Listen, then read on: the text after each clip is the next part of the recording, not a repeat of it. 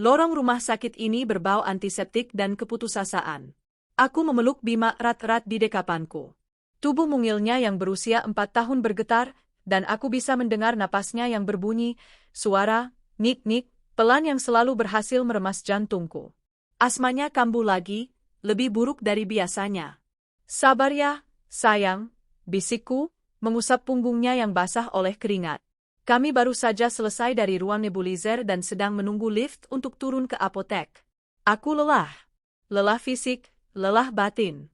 Di ujung lorong, dekat belokan menuju sayap kebidanan, pintu sebuah ruang praktik terbuka.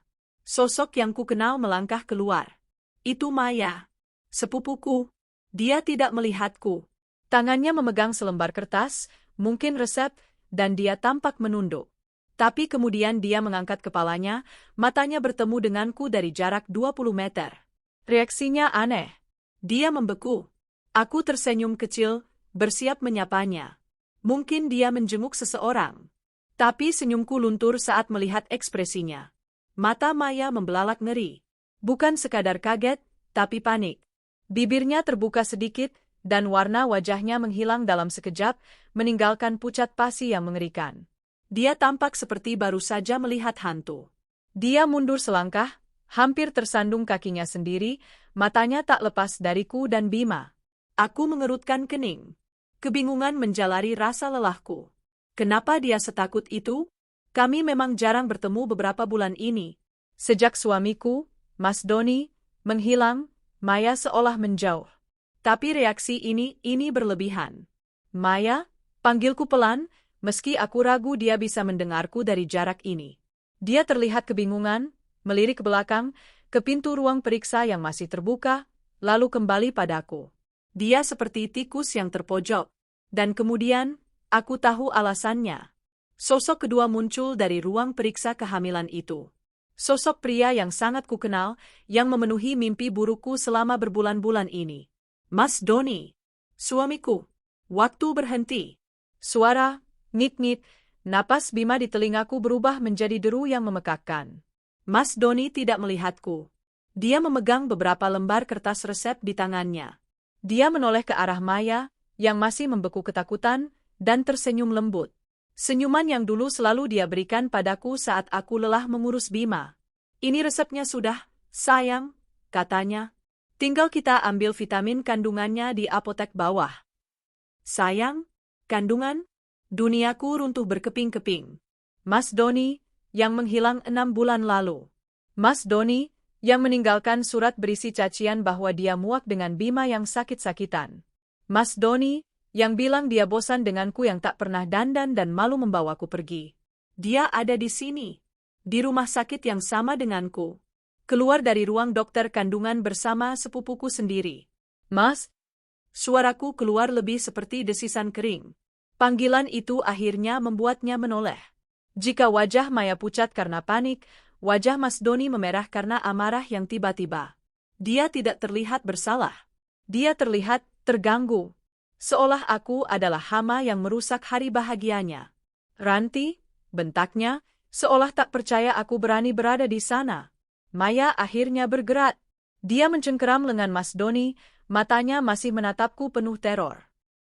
Mas, ayo pergi, Mas. Cicitnya. Pergi? Aku melangkah maju. Bima mulai merengek dalam gendonganku, merasakan ketegangan di tubuhku. Setelah semua ini, kamu mau pergi kemana, Doni? Bukan urusanmu, sentak Mas Doni. Bukan urusanku. Air mata panas mulai membakar mataku, tapi aku menahannya. Anakmu sedang sakit. Asmanya kambuh. Dan kamu di sini, dengan dia? Aku menunjuk Maya dengan daguku. Rasa bingungku menguap, digantikan oleh kemarahan yang membara. Semua kepingan Puzzle akhirnya menyatu. Hilangnya Mas Doni. Alasan pekerjaan, susah, yang membuat gajinya tak pernah sampai utuh padaku.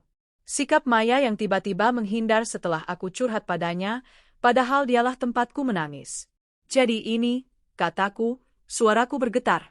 Ini alasanmu menyuruhku sabar, Maya? Ini alasanmu menjauh? Kamu sembunyikan suamiku? Kamu tidur dengannya? Maya memekik pelan dan bersembunyi di belakang Mas Doni. Jaga mulutmu, Ranti, teriak Mas Doni. Mulutku? Aku tertawa, suara tawa yang terdengar gila bahkan di telingaku sendiri. Kamu yang menghancurkan keluarga ini. Kamu tinggalkan anakmu saat dia sakit. Dan kamu? Aku menatap tajam Maya. Kamu tusuk aku dari belakang, dasar pelakor tidak tahu malu. Tengana. Aku maju selangkah lagi, tak peduli pada tatapan orang-orang di lorong. Kemarahanku memuncak. Aku ingin menjambak rambutnya, mencakarnya, membuatnya merasakan sepersekian dari rasa sakit yang kurasakan. Kamu? Plak! Sebuah tamparan keras mendarat di pipiku. Begitu keras hingga kepalaku terlempar ke samping. Bima menjerit kaget dalam pelukanku, tangisnya pecah seketika. Mas Doni berdiri di depanku, tangannya masih terangkat, matanya menyala-nyala. Dia menamparku. Di depan anak kami yang sedang sakit, di depan selingkuhannya. Rasa perih di pipiku tidak ada apa-apanya dibanding rasa sakit di hatiku. Disitulah semuanya berakhir. Harapan kecil yang masih kusimpan di sudut hatiku, harapan bahwa Mas Doni akan sadar bahwa dia akan kembali demi Bima, mati seketika. Lenyap. Aku menatapnya, dingin. Pria di depanku bukan lagi suamiku. Dia monster. Dan wanita yang bersembunyi di belakangnya adalah iblis. Aku memeluk Bima erat, menenangkan tangisnya sambil menatap lurus ke mata Mas Doni. Kamu akan menyesali ini, desisku pelan. Saat itu, di lorong rumah sakit yang bau obat, harapanku memang telah berhenti. Tapi sesuatu yang lain telah lahir. Sebuah tekad, aku akan menghancurkan mereka. Aku akan mengambil kembali semua yang telah mereka rebut dariku. Tepat di hari bahagia mereka, aku akan memastikan mereka merasakan kehancuran yang kurasakan hari ini. Perjalanan pulang di dalam taksi terasa sunyi mencekam. Satu-satunya suara adalah napas Bima yang mulai teratur setelah mendapat pengobatan dan isak tangis tertahan yang lolos dari bibirku. Pipiku masih terasa panas, bukan hanya karena tamparan Doni, tapi karena rasa malu dan amarah yang membakarnya dari dalam.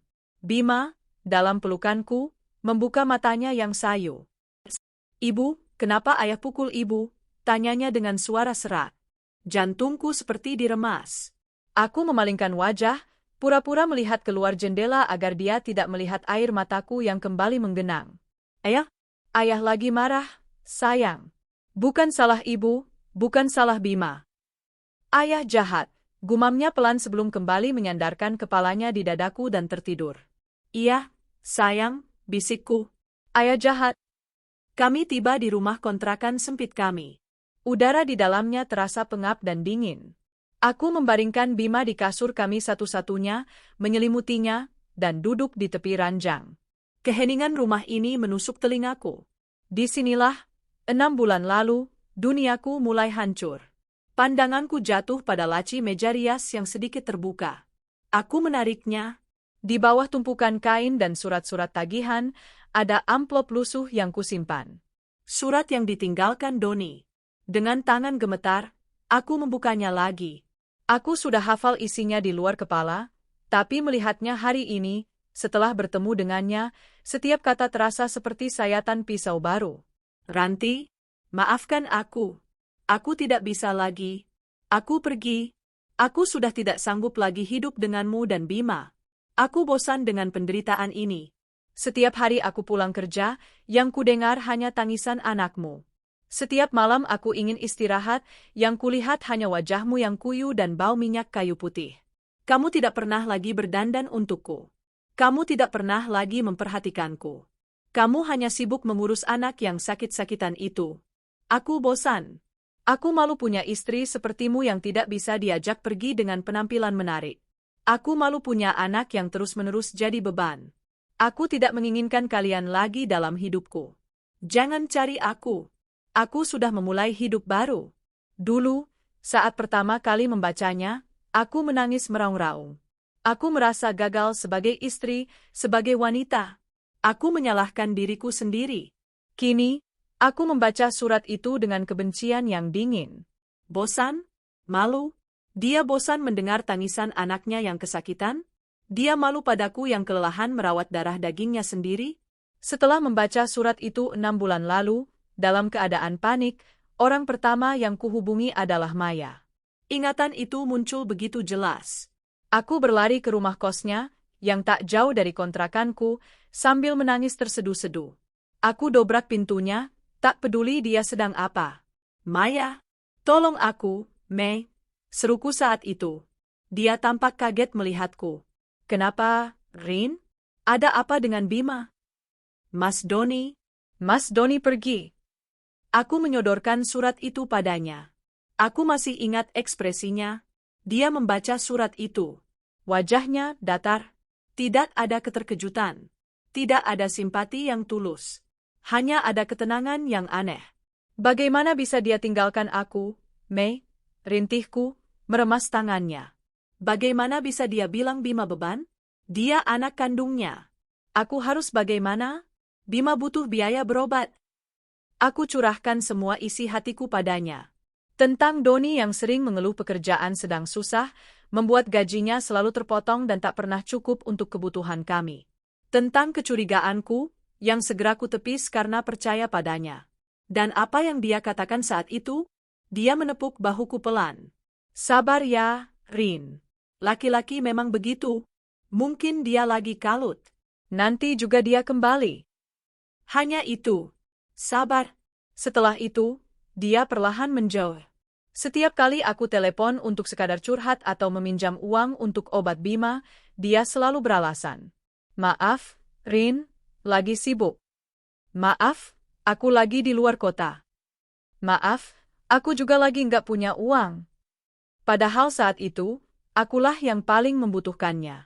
Dia sepupuku, sahabatku. Sekarang aku tahu. Saat aku menangis di depannya, dia sudah tidur dengan suamiku. Saat aku mengeluh kekurangan uang untuk obat Bima, dia sedang menikmati gaji suamiku yang dialihkan ke rekeningnya. Alasan, pekerjaan susah, yang Doni katakan padaku adalah kebohongan untuk menutupi pengirimannya pada Maya. Saat dia menyuruhku, sabar, dia sedang menertawaiku dalam hati. Ternyata, desisku di ruangan yang sepi itu, dia bukan hanya diam-diam bersamanya. Dia yang melarang suamiku menemui anaknya. Dia yang merencanakan semua ini. Rasa sakit di pipiku sudah hilang, berganti dengan panas yang menjalar di dadaku. Pria yang kutangisi selama 6 bulan ini ternyata sedang bersenang-senang, menghamili sepupuku sendiri. Aku meremas surat di tanganku hingga hancur. Cukup, air mataku sudah kering. Rasa sakitku sudah berubah menjadi baja. Mereka terlihat sangat bahagia di rumah sakit tadi. Bahagia di atas penderitaan aku dan anakku. Bahagia dengan uang warisanku yang mereka gunakan. Aku teringat sesuatu. Cincin di jari Maya. Aku tidak begitu jelas melihatnya tadi, tapi kilasan ingatanku menangkap sesuatu yang familiar. Aku bergegas ke kotak perhiasanku satu-satunya. Kosong. Tentu saja. Hanya ada satu cincin yang kuingat. Cincin nikahku. Itu bukan cincin biasa. Itu cincin peninggalan ibuku. Dan aku ingat, beberapa minggu sebelum Doni pergi, cincin itu hilang. Aku menanyakannya, dan dia bilang mungkin terselip, dia akan bantu cari. Pembohong. Pasti dia yang mengambilnya. Dan kini, cincin ibuku melingkar di jari seorang pelakor. Darahku mendidih. Kalian ambil suamiku, gumamku. Kalian ambil uangku. Kalian ambil kehormatanku. Kalian bahkan mengambil satu-satunya peninggalan ibuku. Aku menoleh ke arah Bima yang tertidur pulas. Napasnya kini tenang. Wajahnya damai. Dialah satu-satunya alasanku bertahan hidup. Dan kini, dialah satu-satunya alasanku untuk balas dendam. Mereka akan terlihat sangat bahagia, sayang, bisikku pada Bima yang tertidur. Mereka akan merayakan kelahiran anak haram itu besar-besaran. Aku tersenyum. Senyuman yang terasa asing di wajahku. Dingin dan penuh perhitungan. Dan di hari syukuran itu, ibu akan datang. Ibu akan mengambil kembali semua yang menjadi milik kita. Dan ibu akan pastikan mereka membayar setiap air mata yang kamu keluarkan. Harapanku pada Doni sudah mati di lorong rumah sakit tadi. Tapi tekadku untuk menghancurkan mereka baru saja dimulai. Bulan-bulan berikutnya adalah neraka yang beku. Pipiku yang ditampar Doni sudah lama sembuh, tapi lukanya telah berpindah ke dalam, mengeras menjadi sesuatu yang dingin dan tajam. Aku harus bertahan hidup. Untuk Bima, aku mulai mengambil pekerjaan apa saja. Menjadi buruh cuci gosok di komplek perumahan, menitipkan kue-kue basah di warung tetangga sebelum subuh. Setiap koin yang kudapat, kumasukkan ke dalam kaleng biskuit bekas. 1 untuk obat Bima, 1 untuk biaya hidup, dan 1 lagi, kusisihkan dalam amplop terpisah. Amplop untuk hari perhitungan. Aku tidak lagi menangis. Kemarahan telah membakar habis semua air mataku. Yang tersisa hanyalah fokus. Aku bekerja seperti mesin, pikiranku terus berputar, menyusun rencana. Aku harus tahu kapan mereka akan mengadakan perayaan. Anak haram itu, cepat atau lambat, akan lahir. Dan orang seperti Doni, yang gila hormat dan pengakuan, pasti akan membuat pesta besar. Pencarianku tidak mudah. Keluargaku sendiri terpecah. Sebagian besar memihak Maya, menelan bulat-bulat ceritanya bahwa akulah istri yang tidak becus yang ditinggal suami. Mereka berbisik di belakangku, mengatakan aku pembawa sial karena memiliki anak yang sakit-sakitan. Hanya Bude Lastri, kakak dari ibuku, yang masih mau bicara padaku. Tapi dia juga tidak tahu banyak. Yang tante dengar, Doni beli rumah baru untuk Maya, katanya suatu hari lewat telepon, suaranya pelan takut terdengar orang. Dia juga keluar dari pekerjaan lamanya. Katanya sekarang jadi pengusaha. Pengusaha? Aku tertawa sinis sambil mengaduk adonan kue. Pengusaha apa? Menjual warisan istri pertamanya. Sabar, Rin. Aku sudah selesai dengan sabar, Bude. Aku cuma butuh info. Apa saja? Informasi itu datang dari sumber yang tak terduga. Rumah mertuaku. Aku sudah bersumpah tidak akan menginjakkan kaki ke sana lagi. Mereka tidak pernah sekalipun menjenguk Bima sejak Doni pergi. Tapi aku butuh kepastian. Dengan menguatkan hati, aku membawa Bima ke sana. Bukan untuk mengemis, tapi untuk memancing. Ibu mertuaku membuka pintu. Wajahnya yang dulu ramah padaku, kini mengeras seperti batu. Mau apa kamu ke sini? Ketusnya. Bu, aku cuma mau tanya baik-baik. Mas Doni ada? Aku butuh uang untuk obat Bima, kataku, memainkan peranku sebagai istri yang teraniaya. Sudah tidak ada. Pergi kamu, usirnya. Doni sudah punya kehidupan baru. Dia bahagia. Jangan kamu ganggu lagi. Kamu itu cuma beban. Beban? Aku menatapnya tajam. Aku yang menemaninya dari nol, Bu. Aku yang... Halah, potongnya. Memang kamu itu tidak becus. Lihat si Maya, baru sebentar menikah sudah bisa bikin Doni sukses. Sebentar lagi dia kasih kami cucu yang sehat. Tidak sakit-sakitan seperti? Matanya melirik Bima yang bersembunyi di balik kakiku. Napasku tercekat. Sebentar lagi. Dia sadar telah salah bicara. Sudahlah, pergi. Kami sedang sibuk. Kami mau siap-siap menyambut cucu baru kami. Jangan bikin malu di sini. Pintu dibanting di depan wajahku. Tapi aku tidak peduli. Aku mendapatkan apa yang kuinginkan. Sebentar lagi. Itu artinya, Maya akan segera melahirkan. Aku pulang dengan langkah ringan. Minggu-minggu berikutnya, aku mengalihkan fokusku. Aku tidak lagi mencari tahu soal Maya. Aku mencari tahu soal asetku. Aku membongkar lemari lama. Di sanalah, di dalam map plastik kusam, aku menemukannya. Akta jual beli tanah warisan orang tuaku. Tanah itu terjual 3 bulan sebelum Doni menghilang.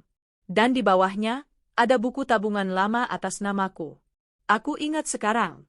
Doni memintaku membuka rekening itu, katanya untuk menampung uang penjualan tanah, agar aman dan tidak tercampur dengan uang harian. Aku tersenyum getir. Keesokan harinya, aku pergi ke bank. Jantungku berdebar saat mencetak buku tabungan itu. Seperti dugaanku. Uang masuk, 300 juta rupiah. Dan setelah itu penarikan. Transfer. Bukan dalam jumlah kecil. Transfer 50 juta rupiah. Keterangan, DP mobil baru. Transfer 150 juta rupiah. Keterangan, DP rumah. Lalu penarikan tunai kecil-kecil, 5 juta rupiah, 10 juta rupiah, berulang kali, sampai rekening itu hampir kosong. Semua dilakukan oleh Doni. Dia memalsukan tanda tanganku. Dia mengambil semuanya. Uang itu, uang mahar pernikahannya dengan Maya, uang rumah baru mereka, uang untuk membiayai kelahiran anak haramnya, itu semua uangku. Uang peninggalan orang tuaku. Kugenggam lembaran rekening koran itu erat-erat. Ini adalah peluruku. Penantianku berakhir 2 minggu kemudian. Sebuah undangan digital masuk ke ponsel Bude Lastri, yang segera dia teruskan padaku. Tasyakuran akikah pemberian nama putra pertama kami Doni Anggara Omaya Lestari. Di sana tertera hari, tanggal, dan lokasi, sebuah gedung serbaguna mewah di pusat kota. Hari Minggu. 3 hari lagi. Aku menatap foto di undangan itu. Doni, gemuk dan berkilau, memeluk Maya yang tersenyum pongah sambil menggendong bayi yang dibedong. Mereka terlihat sangat bahagia. Selamat berpesta, Mas Doni, bisikku pada layar ponsel. Aku membuka amplop bertuliskan, hari perhitungan. Uang di dalamnya tidak banyak, hanya cukup untuk satu hal. Aku pergi ke salon murahan di ujung gang. Potong pendek, Mbak, kataku pada kapster. Dan warnai. Merah menyala. Aku mungkin tidak punya gaun pesta. Tapi saat aku datang ke pesta mereka, aku pastikan semua mata akan tertuju padaku. Api dalam sekam ini siap membakar. Gedung serbaguna itu berkilauan. Dekorasi bunga-bunga pastel dan kain tile menjuntai mewah, kontras dengan bauket murah di rumah kontrakanku. Musik gambus yang lembut mengalun, diselingi tawa renyah para tamu undangan yang berpakaian necis. Ini bukan sekadar tasyakuran. Ini adalah pameran kemenangan. Aku berdiri di ambang pintu, menggandeng erat tangan Bima. Rambut merah menyalaku, yang kupotong pendek model bob, terasa asing di kepalaku. Aku tidak memakai gaun. Aku hanya memakai kemeja putih bersih terbaikku dan celana bahan hitam. Di tanganku, bukan amplop hadiah, melainkan sebuah tas jinjing sederhana yang berisi map plastik berisi bukti-bukti kehancuran mereka. Bima menatap keramaian dengan gugup. Ibu, ini pesta siapa? Ramai sekali. Pesta ayah, sayang, jawabku tenang. Ayo, kita beri selamat. Aku melangkah masuk. Butuh beberapa detik sampai orang-orang menyadari kehadiranku. Awalnya hanya 1-2 tamu yang menoleh, mungkin terganggu oleh sosok berbaju sederhana dan berambut api yang kontras dengan nuansa pesta. Lalu, musik berhenti. Seseorang di meja penerima tamu, mungkin kerabat Maya, menjatuhkan pulpennya. Suara denting kecil itu terdengar seperti lonceng gereja di tengah keheningan yang tiba-tiba. Semua mata tertuju padaku. Di atas pelaminan mini yang didekorasi mewah, aku melihat mereka. Doni, mengenakan baju koko sutra berwarna senada dengan gaun muslimah anggun yang dipakai Maya. Mereka sedang tertawa, menggendong bayi mungil yang terbungkus bedong mahal. Di samping mereka, duduk dengan bangga, ibu mertuaku. Tawa mereka mati di tenggorokan. Wajah Maya, yang tadi bersemu bahagia, kembali menjadi pucat pasi seperti yang kulihat di rumah sakit. Tangannya yang menggendong bayi gemetar. Doni menatapku. Rahangnya mengeras. Amarah murni berkilat di matanya. Ranti. Ibu mertuaku yang pertama bersuara, suaranya melengking. Mau apa kamu kesini, hah? Bikin malu. Aku tersenyum. Aku berjalan pelan, langkah demi langkah, lurus ke arah pelaminan. Bimaku pegang erat. Setiap langkahku terasa mantap. Para tamu mulai berbisik. Itu siapa? Mantan istrinya, ya? Loh, bukannya dia pergi. Mau apa? Ulangku saat aku tiba di depan panggung kecil itu, suaraku terdengar jelas di ruangan yang sunyi. Tentu saja aku mau memberi selamat, Mas Doni. Aku kan masih istri sah MU. Gedung itu berdengung. Jaga mulutmu, bentak Doni. Dia menyerahkan bayinya pada Maya, yang tampak seperti akan pingsan. Pergi, pergi dari sini. Pergi? Aku tertawa kecil. Jangan buru-buru. Aku datang jauh-jauh. Bima juga kangen sama ayahnya. Aku mendorong Bima sedikit ke depan. Lihat, nak. Itu ayah. Ayah yang bilang malu punya anak sakit-sakitan seperti kamu. Bima menatap Doni dengan mata takut. Doni membuang muka. Cacian para tamu mulai terdengar. Ya Tuhan, anaknya sendiri. Cukup, teriak Doni. Dia menuruni panggung, hendak mencengkeram lenganku. Aku mundur selangkah, mengangkat tanganku. Jangan sentuh aku, Doni. Nanti beda lagi urusannya. Aku menatap lurus ke arah Maya, yang bersembunyi di balik ibu mertuaku. Pestanya bagus, Maya. Kamu terlihat subur. Lalu aku menunjuk tangannya. Tangan yang tidak menggendong bayi. Cincinmu juga cantik, kataku. Tapi sepertinya aku kenal cincin itu. Semua mata mengikuti arah telunjukku.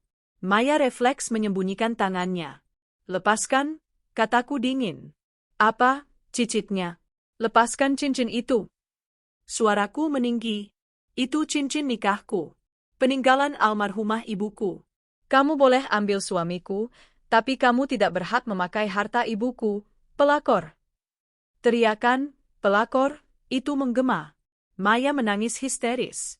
Bayi di pelukannya ikut menangis. Ranti, kurang ajar kamu. Doni maju, hendak menamparku lagi. Kali ini aku siap. Aku tidak menghindar. Aku justru memejamkan mata, siap menerima. Silakan, tampar aku lagi. Seperti yang kamu lakukan di rumah sakit.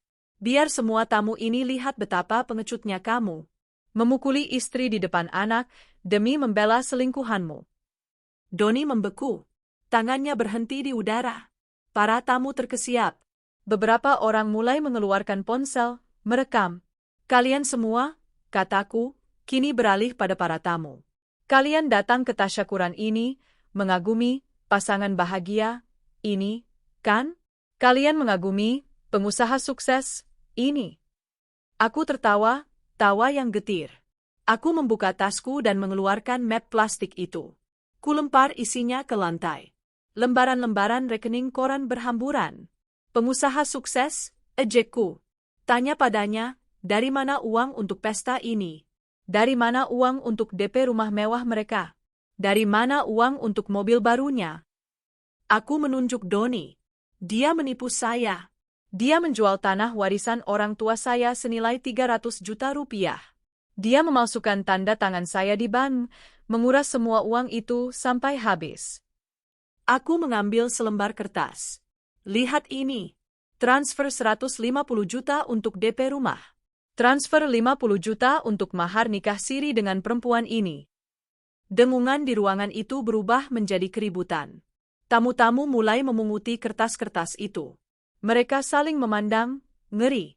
Dia ambil semuanya, teriakku, air mata amarah kini tak bisa kubendung. Saat aku tidak punya uang untuk beli obat anakku yang sedang asma, dia memakai uangku untuk membiayai perselingkuhannya. Dia membiarkan anak kandungnya kesakitan demi menghamili sepupuku sendiri. Oh, itu semua bohong, raung Doni, panik. Benar, teriak ibu mertuaku. Perempuan gila. Kamu yang tidak becus urus suami. Oh, ya? Aku menatap ibu mertuaku. Tanya anak kesayangan ibu. Tanya dia, di mana dia selama ini? Saat aku curhat pada Maya, menangis karena suamiku hilang, ternyata suamiku sedang tidur di kosannya. Saat aku minta tolong carikan suamiku, Maya bilang, sabar, padahal dia sedang menyembunyikan suamiku. Pesta itu hancur total. Para tamu tidak lagi berbisik. Mereka menghakimi. Tatapan mereka beralih dari ngeri menjadi jijik. Mereka menatap Doni dan Maya seolah keduanya adalah kotoran. Mereka telah menjadi bulan-bulanan. Persis seperti yang kuinginkan. Satpam! Satpam! Teriak Doni, wajahnya merah pada menahan malu. Tidak perlu, kataku. Aku akan pergi. Tapi aku minta dua hal. Aku menatap Maya. Cincin ibuku. Sekarang. Maya, sambil menangis terseduh-seduh, gemetar hebat. Dia berusaha melepas cincin itu dari jarinya yang membengkak karena hamil. Cincin itu susah payah ditariknya dan dilemparkannya ke lantai. Aku memungutnya. Cincin ibuku. Dingin dan kotor, tapi sudah kembali. Lalu aku menatap Doni. Dan uangku. 300 juta. Kembalikan.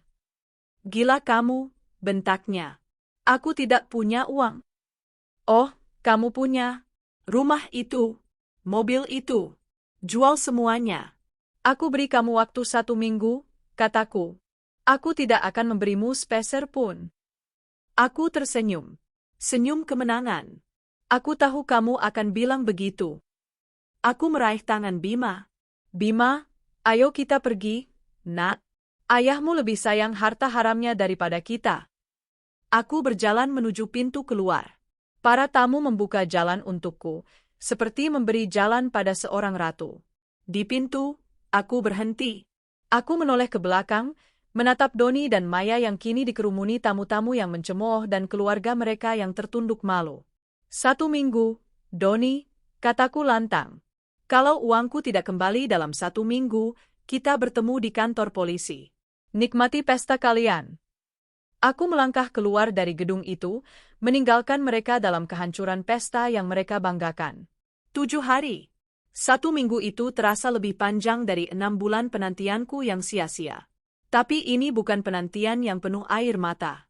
Ini adalah penantian yang penuh perhitungan.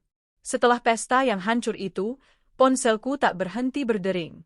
Beberapa nomor asing mengirimiku caci maki, sudah pasti itu kerabat Maya atau Doni. Ibu mertuaku bahkan mengirim pesan suara yang berisi kutukan dan sumpah serapah. Aku tidak membalas. Aku hanya memblokir nomor-nomor itu. Bude Lastri menelepon, suaranya gemetar. Rin, kamu nekat sekali. Seisi keluarga besar geger. Baguslah, Bude, jawabku sambil menyetrika baju seragam Bima.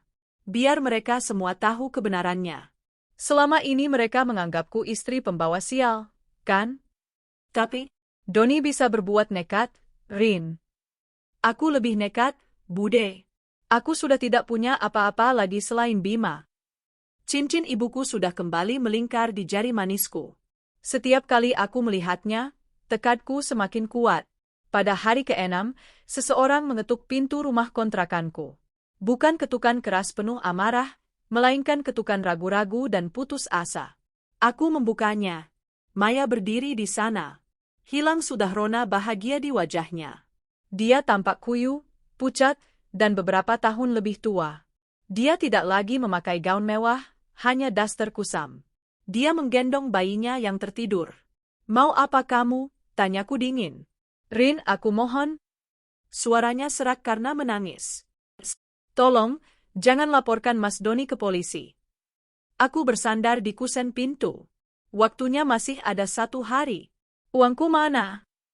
Kami tidak punya uang sebanyak itu, Rin, isaknya. Uangnya sudah jadi rumah, jadi mobil. Semuanya atas namaku, tapi itu kan butuh waktu untuk menjualnya. Tolong, beri kami waktu lagi. Waktu? Aku tertawa sinis. Saat Bima sesak napas tengah malam dan aku tidak punya uang untuk beli tabung oksigen kecil, apa kalian memberiku waktu?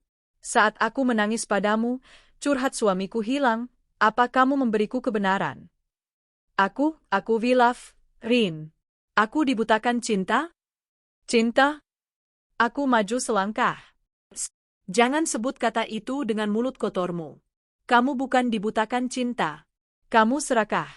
Kamu tahu dia punya istri dan anak yang sakit. Kamu sengaja mengambilnya. Tolong, Rin, demi anakku.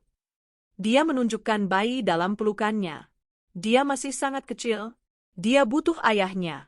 Kasihanilah kami, kita sama-sama seorang ibu. Itu adalah kalimat yang salah. Kemarahanku yang tenang seketika mendidih. Kita tidak sama, Maya. Saat anak saya sakit, kamu ambil ayahnya. Saat anak saya butuh biaya, kamu ambil uangnya. Kamu dan suamiku bersenang-senang di atas penderitaan kami. Dan sekarang kamu minta aku kasihan demi anak kamu? Di mana belas kasihanmu dulu? Wajahnya pias. Dia tidak bisa menjawab. Uangku 300 juta, kataku tegas. Besok pagi. Kalau tidak ada, urusan kita lanjut. Tapi kami tidak bisa? Itu bukan urusanku. Aku menunjuk ke jalan. Pergi, sebelum aku berubah pikiran dan menyeretmu ke kantor polisi bersamanya. Maya terhuyung mundur, tangisnya pecah. Dia pergi dengan langkah terseret, dikalahkan oleh keserakahannya sendiri. Aku tahu, besok uang itu tidak akan datang. Hari ke-7 berlalu. tidak ada kabar. Tidak ada transfer. Pada hari ke-8, aku menitipkan Bima pada Bude Lastri. Aku pergi ke kantor polisi. Aku duduk di depan seorang penyidik yang mendengarkan ceritaku dengan saksama. Aku tidak menangis. Aku tidak histeris. Aku bicara dengan tenang, runut, dan jelas. Aku serahkan semuanya. Salinan buku nikahku dengan Doni membuktikan aku istri sahnya. Salinan sertifikat tanah warisan orang tuaku atas namaku. Akta jual beli tanah itu. Dan yang paling penting, rekening koran ban yang kucetak hari itu. Ini buktinya, Pak, kataku, menunjuk deretan angka di kertas itu. Uang 300 juta masuk ke rekening atas nama saya. Dan ini, lihat, 3 hari kemudian, transfer 150 juta. Seminggu kemudian, 50 juta. Lalu penarikan tunai berkali-kali. Tanda tangan ini, aku menunjukkan slip penarikan yang kuperoleh dari bank, bukan tanda tangan saya. Ini pemalsuan. Penyidik itu mengangguk-angguk. Kemana uang ini ditransfer, Bu? Ke rekening atas nama Maya Lestari, Pak, dan digunakan untuk membeli rumah serta mobil. Saya punya alamat rumah mereka. Kasus ini jelas. Penggelapan dalam rumah tangga, penipuan, dan pemalsuan dokumen. Setelah 2 jam memberikan keterangan dan menandatangani BAP, aku keluar dari kantor polisi. Langit di luar terasa lebih cerah. Beban di pundakku terasa terangkat. Aku tidak perlu menunggu lama. Malam itu, saat aku sedang menemani Bima menggambar, ponselku berdering. Nomor Bude Lastri. Rin. Barusan tetangga sebelah rumah baru Doni menelepon. Suara Bude Lastri terdengar heboh.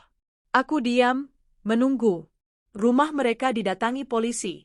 Ramai sekali. Doni dibawa pakai mobil polisi. Rin. Dia ditangkap. Aku memejamkan mata. Tanganku yang memegang pensil warna berhenti bergerak. Ibu, kenapa? Tanya Bima, merasakan perubahan suasana. Aku membuka mataku. Kulihat wajah polos anakku. Kulus kepalanya. Enggak apa-apa, sayang, bisikku. Keadilan baru saja dimulai. Ponselku berdering lagi. Kali ini, nomor Maya. Dia pasti menelepon dari kantor polisi. Aku menatap layar itu. Lalu, aku menekan tombol merah. Menolak panggilannya. Domino pertama telah jatuh. Suaminya, pujaannya, kini meringkuk di sel tahanan. Dan aku tahu persis apa yang akan terjadi selanjutnya. Tanpa uang, tanpa suami, dengan bayi yang baru lahir, hidup Maya yang sebenarnya baru saja akan dimulai. Penangkapan Doni menjadi berita besar di lingkaran keluarga dan kenalan kami. Pesta tasyakuran yang berakhir dengan borgol menjadi bahan gunjingan terpanas. Doni meringkuk di tahanan, menunggu proses hukum atas penggelapan, penipuan, dan pemalsuan dokumen. Hidupku, untuk pertama kalinya setelah sekian lama, terasa ringan. Bukan berarti masalahku selesai. Aku masih harus bekerja keras. Usaha kue basahku mulai berkembang. Pesanan datang tidak hanya dari warung-warung, tapi juga untuk acara-acara kecil. Rambut merahku yang mencolok ternyata menjadi ciri khas. Kuenya Mbak Merah, begitu orang-orang menyebutnya. Bima juga jauh lebih baik. Entah karena perawatanku lebih fokus, atau karena atmosfer rumah tidak lagi dipenuhi aura stres dan kesedihan, asmanya jadi jarang kambuh. Tawa renyahnya kini mengisi hari-hariku, menggantikan suara napasnya yang sesak. Saat aku mulai menata kembali kepingan hidupku, kepingan hidup Maya justru hancur berantakan. Berita datang dari Bude Lastri yang tak pernah absen memberikan laporan. Rumah baru mereka disita polisi, Rin, katanya di telepon suatu sore. Dijadikan barang bukti. Kan itu dibeli pakai uang haram. Aku hanya bergumam, oh, sambil terus mengaduk adonan. Mobilnya juga ditarik leasing, katanya Doni nunggak cicilan sejak ditangkap. Aku masih diam. Dan si Maya kasihan juga, Rin. Dia diusir dari rumah itu. Mertuamu tidak mau menerimanya. Mereka malu besar. Orang tuanya Maya sendiri juga malu. Lalu dia di mana sekarang? Tanyaku, bukan karena peduli, hanya penasaran. Katanya kembali ke kos-kosan lamanya. Yang dulu itu, yang dekat kontrakanmu. Ironis. Tempat di mana dia dulu menyembunyikan suamiku, kini menjadi penjara barunya. Bude Lastri melanjutkan, yang paling kasihan itu bayinya, Rin. Tanganku berhenti mengaduk. Kenapa bayinya? Sakit-sakitan, Rin. Parah katanya. Bolak-balik masuk rumah sakit. Kata tetangga yang lihat, anaknya itu punya kelainan jantung bawaan. Butuh biaya besar sekali untuk operasi. Seketika, aku teringat surat Doni. Bosan dengan penderitaan dan tangisan anakmu, malu punya anak yang terus-menerus jadi beban. Aku terdiam. Ada rasa dingin yang menjalar di hatiku. Ini bukan rasa kasihan. Ini adalah ketepatan.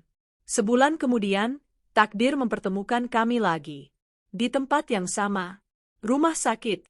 Aku membawa Bima untuk kontrol rutin bulanannya. Dia melompat-lompat kecil di sampingku, memegang mainan mobil-mobilan barunya, hasil dari keuntungan pesanan kue terbesarku. Kami sedang menunggu antrean di apotek, tempat yang sama di mana aku dulu kebingungan mencari uang tebus obat. Lalu aku melihatnya. Dia duduk di kursi tunggu pasien umum, bukan di sayap kebidanan yang mahal. Sosoknya hampir tak kukenali.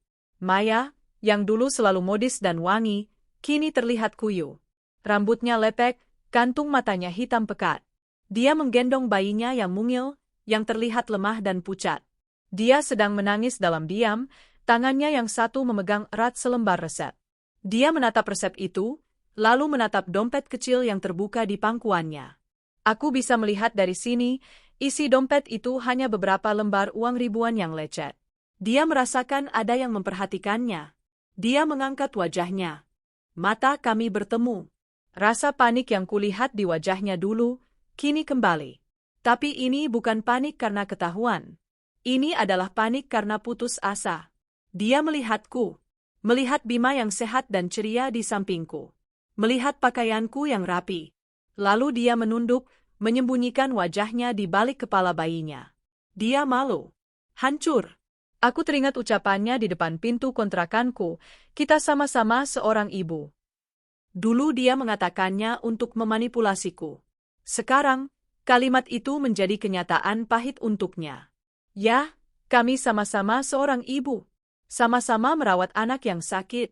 Bedanya, saat aku di posisinya, dia merebut suamiku, mengambil uangku, dan membiarkanku berjuang sendirian. Kini, dia di posisiku. Suaminya di penjara. Uangnya ludes. Keluarganya membuangnya. Dan dia harus berjuang sendirian merawat anaknya yang sakit parah. Karma telah datang padanya. Persis seperti yang aku alami. Dia akhirnya merasakan susahnya aku dulu, merasakan bagaimana rasanya ditinggalkan saat anak sedang butuh-butuhnya. Aku tidak mengatakan apa-apa. Aku tidak menghampirinya. Aku tidak perlu memaki. Melihat kehancurannya sudah cukup. Aku berjongkok di depan Bima. Bima sudah dapat obatnya. Kita pulang, yuk. Ibu buatkan puding coklat kesukaan Bima. Asik, serunya. Aku menggandeng tangan anakku, melangkah keluar dari apotek, meninggalkan Maya di belakang, yang masih menangis dalam keputusasaan di kursi tunggu rumah sakit. Aku tidak menoleh lagi. 6 bulan telah berlalu sejak penangkapan Doni. Hidupku terus berjalan, tidak lagi didorong oleh dendam, tetapi oleh cinta untuk Bima dan semangat untuk membangun masa depan kami. Dapur Ranti Bima, begitu nama usaha kueku sekarang. Label stiker kecil itu tertempel di setiap kotak kue yang kukirim. Pesanan semakin banyak. Dari sekadar kue basah titipan, kini aku rutin menerima pesanan untuk rapat kantor dan arisan. Aku sudah bisa menabung. Sedikit demi sedikit, aku merenovasi rumah kontrakan kami agar lebih layak, terutama untuk kesehatan Bima. Bima sendiri tumbuh menjadi anak yang cerdas. Dia sudah mulai belajar membaca, dan asmanya terkendali dengan baik. Tawanya adalah bahan bakar utamaku. Hari ini adalah hari persidangan putusan Doni. Aku datang ke pengadilan. Rambut merahku sudah berganti warna menjadi coklat gelap yang lebih tenang. Aku mengenakan kemeja batik rapi. Aku bukan lagi Ranti yang berapi-api di pesta itu. Aku adalah Ranti, seorang ibu, seorang pengusaha, yang datang untuk mengambil kembali apa yang menjadi haknya. Di ruang sidang, aku melihatnya. Doni, mengenakan kemeja tahanan oranye, tampak kurus dan kuyu. Jauh dari sosok gagah yang menamparku di rumah sakit. Dia menatapku saat aku masuk. Ada permohonan di matanya. Aku hanya menatap lurus ke depan, ke arah hakim. Aku tidak perlu bicara banyak. Bukti-bukti sudah berbicara. Rekening koran, akta jual beli, slip transfer palsu, dan buku nikahku yang sah.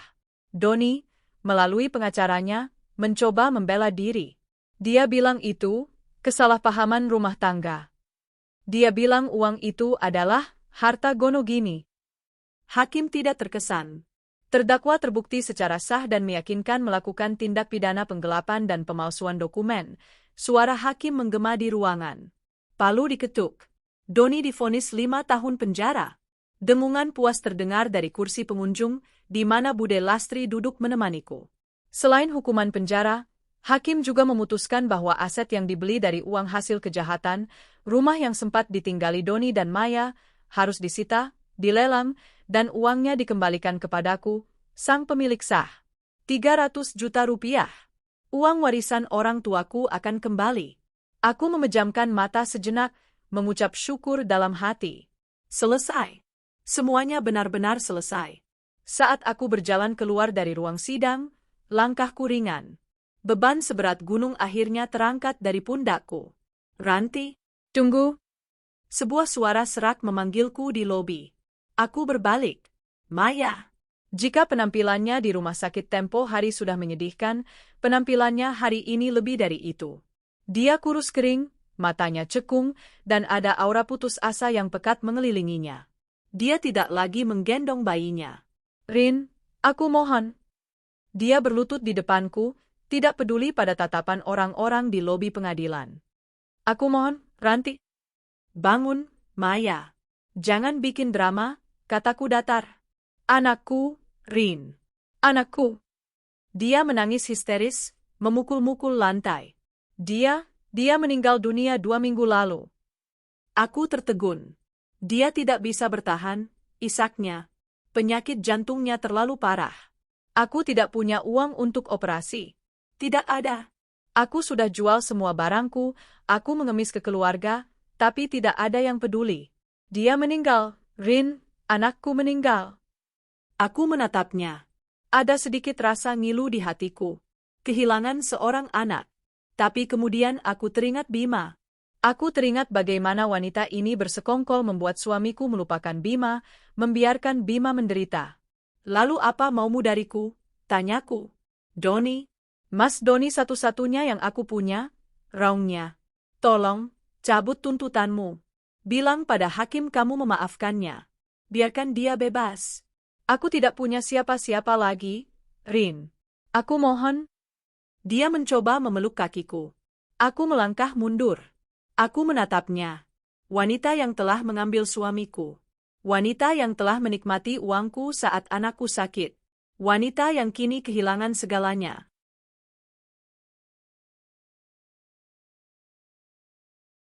Sama seperti aku dulu.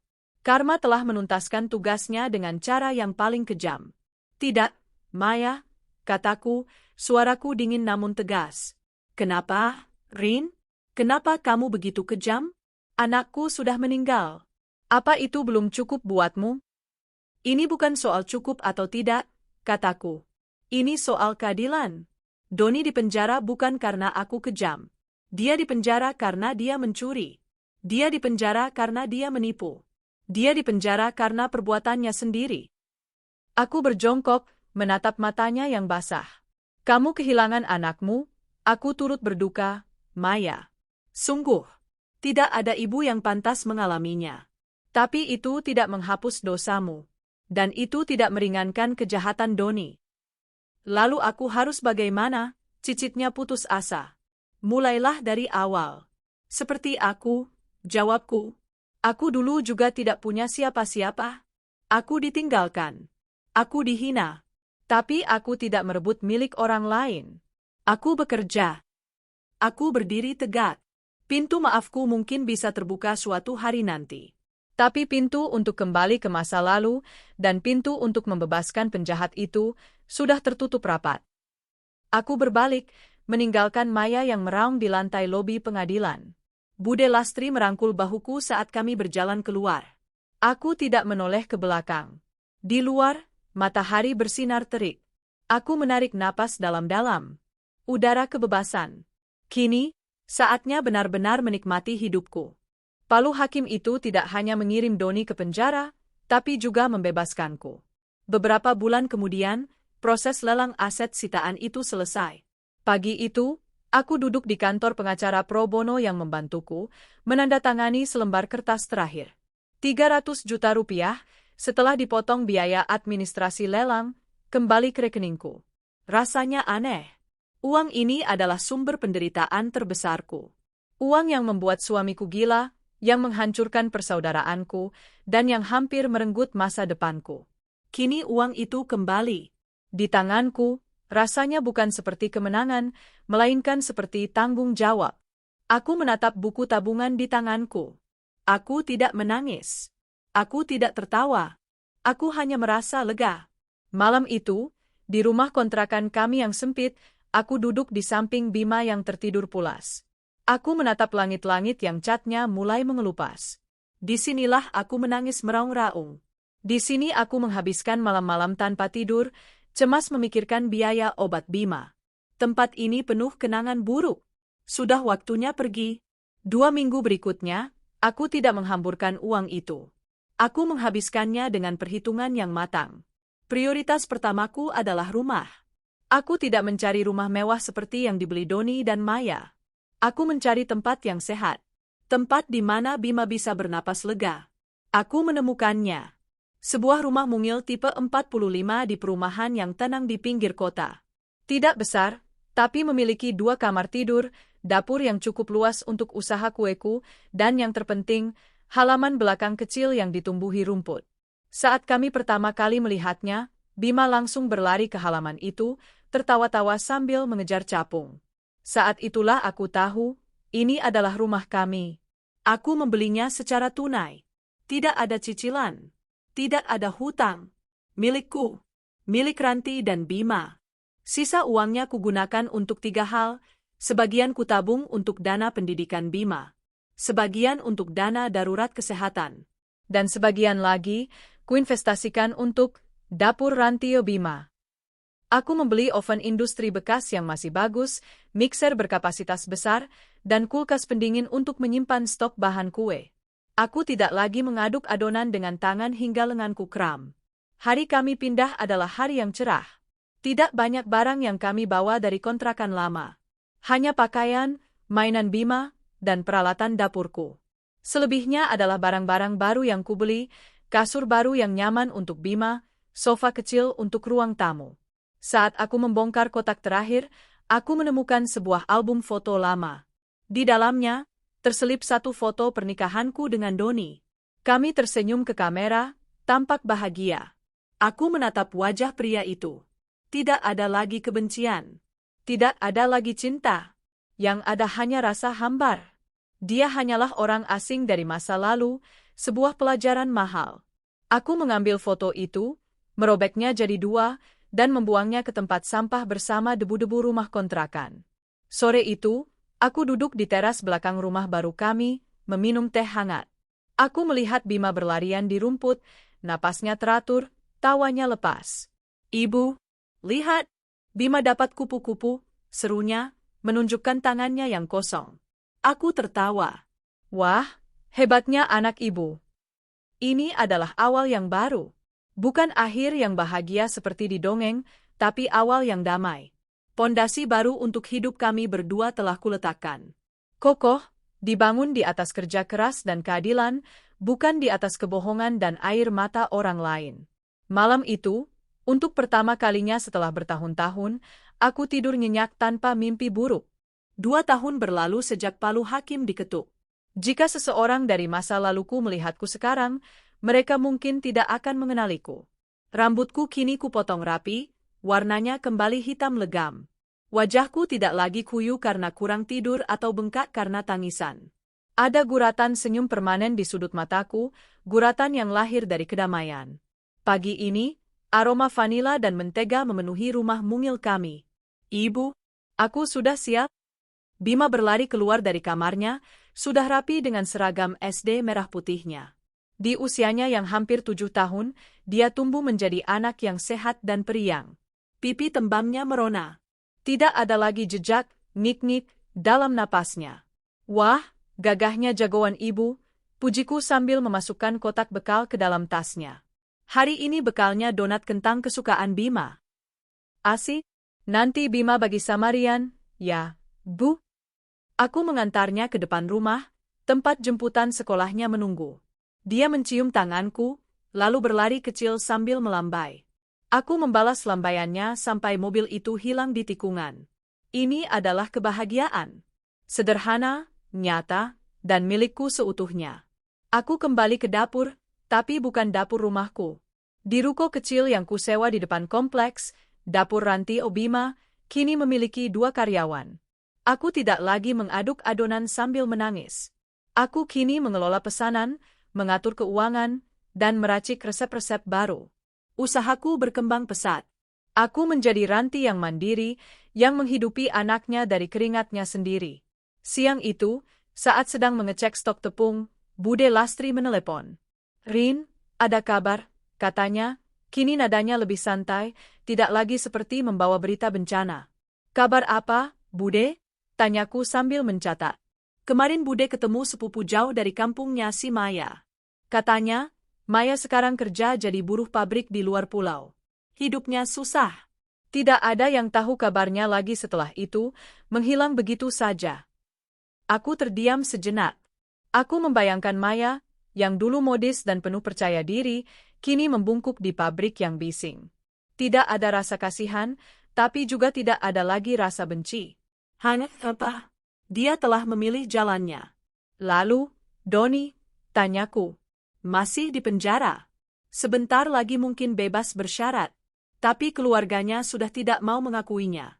Ibu mertuamu malu besar, katanya sudah tidak punya anak yang namanya Doni." Aku menutup buku catatanku. "Ya sudah, Bude. Semoga mereka menemukan cara untuk hidup dengan pilihan mereka." "Begitu saja reaksimu, Rin." "Memangnya harus bagaimana lagi, Bude?" Aku tertawa kecil. "Aku sibuk.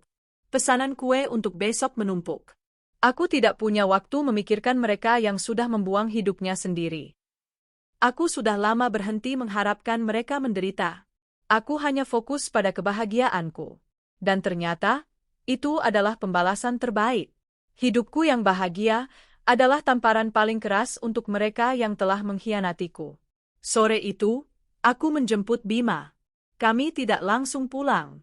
Aku membawanya ke taman kota. Kami membeli es krim dan duduk di bangku taman, melihat anak-anak lain bermain. "Ibu, Bima sayang ibu," katanya tiba-tiba, sambil menyandarkan kepalanya yang lengket karena es krim ke lenganku. Aku memeluknya erat. Jantungku menghangat. Ibu lebih sayang Bima. Aku teringat hari di rumah sakit itu. Hari di mana aku menggendong Bima yang sesak napas, dan melihat suamiku memanggil, "Sayang," pada sepupuku. Rasa sakitnya masih bisa kuingat, tapi sudah tidak lagi terasa perih. Itu hanya bekas luka, bukti bahwa aku telah melalui badai dan selamat. Cincin peninggalan ibuku masih melingkar di jariku. Dulu, itu adalah simbol pengkhianatan. Kini, itu adalah simbol kemenanganku. Aku dan Bima memang tidak memiliki segalanya. Tapi kami memiliki satu sama lain. Kami memiliki rumah yang damai. Dan kami memiliki kebahagiaan yang kami bangun sendiri dari puing-puing kehancuran. Aku menatap langit senja yang jingga. Para pengkhianat itu sudah mendapatkan takdirnya. Suami yang meringkuk di penjara.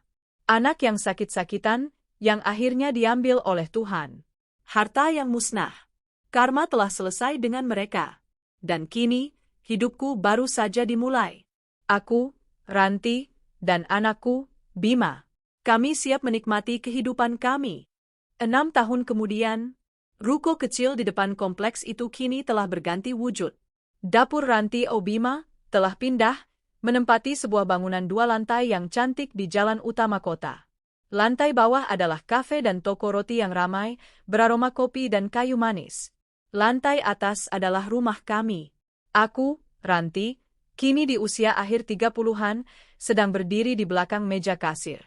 Tidak ada lagi jejak kerapuhan di wajahku. Yang ada adalah ketenangan seorang wanita yang telah menemukan pijakannya sendiri. Ibu, aku berangkat futsal dulu, ya?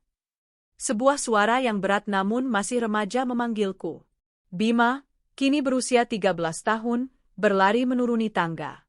Dia tumbuh tinggi, melampaui bahuku, dengan wajah ceria dan tubuh yang sehat. Dia mencium pipiku sekilas, mengambil sepotong roti dari etalase, dan berlari keluar sambil tertawa bersama teman-temannya yang sudah menunggu. Aku tersenyum melihatnya. Dialah pencapaian terbesarku. Lonceng di pintu kafe berbunyi. Seorang pelanggan masuk, tapi dia tidak memesan. Dia hanya berdiri kaku di dekat pintu, membuat udara sejuk dari AC terasa terganggu. Dia pria yang tampak lebih tua dari usianya. Pakaiannya lusuh, rambutnya menipis, dan tubuhnya kurus. Dia menatap berkeliling kafe dengan pandangan nanar, lalu matanya terpaku padaku. Aku mengenalinya. Donnie. Dia pasti baru saja bebas. Dia menatapku, menatap kemewahan sederhana kafe ini, menatap para karyawanku yang sibuk melayani. Dia melihatku, yang berdiri tegak sebagai pemilik. Mata kami bertemu. Aku tidak merasakan apa-apa. Tidak ada kebencian, tidak ada getaran amarah, bahkan tidak ada rasa kasihan. Yang ada hanyalah tatapan pada seseorang dari masa lalu yang sangat jauh. Seorang asing. Dia membuka mulutnya, mungkin ingin memanggil namaku. Permisi, Pak, salah satu karyawanku menyapanya ramah. Mau pesan apa? Donnie tampak kaget. Dia menatap karyawanku, lalu kembali menatapku. Dia seolah mencari sesuatu di wajahku. Mungkin sisa-sisa wanita yang dulu menangisinya, atau sisa-sisa istri yang pernah memujanya. Dia tidak menemukan apa-apa. Dia melihat keluar jendela, tepat saat Bima dan teman-temannya tertawa keras di seberang jalan. Dia melihat putranya. Putra yang sehat, bahagia, dan gagah, yang bahkan tidak menyadari keberadaannya. Putra yang dia sebut beban. Kesadaran itu pasti menghantamnya. Dia telah kehilangan segalanya. Bukan karena aku membalas dendam, tapi karena dia yang membuangnya. Donnie menundukkan kepalanya. Tanpa sepatah kata pun, dia berbalik badan dan berjalan pelan keluar dari kafe, menghilang di keramaian jalan. Aku menarik napas, lalu kembali tersenyum pada karyawanku. Tolong siapkan pesanan meja nomor 3, ya. Aku mengelap meja kasir yang sudah bersih. Masa lalu telah datang berkunjung, dan ia pergi tanpa bisa menyentuhku sedikit pun. Hidupku kini penuh. Penuh dengan aroma kue yang matang, tawa Bima, dan kedamaian yang kubangun dengan tanganku sendiri. Aku telah menikmati kehidupanku, dan aku akan terus menikmatinya.